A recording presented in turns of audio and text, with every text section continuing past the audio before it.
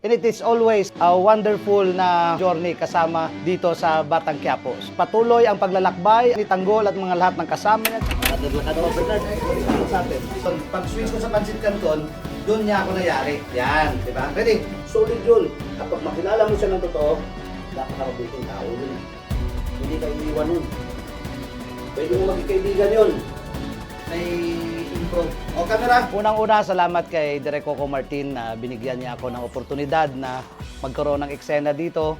At saka magkaroon din ng eksena na makasama yung mga batikang aktor, pati na siya. Sobrang fun and exciting and sobrang kakaibang experience na maging part ng Batang Quiapo na hindi lang isang direktor but bilang isang aktor at nakasama ko silang lahat at nabigyan ng ganitong set, ng ganitong mga eksena.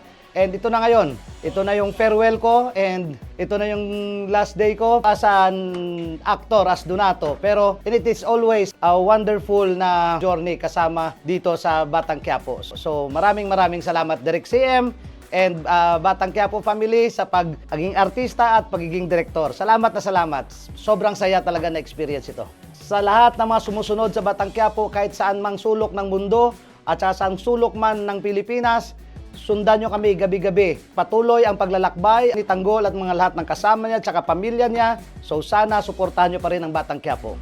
Diba? Diba? Sobrang salamat, man. Ako po si Direk Richard Somes na gumaganap bilang Donato. Now signing off. Thank you. Thank you.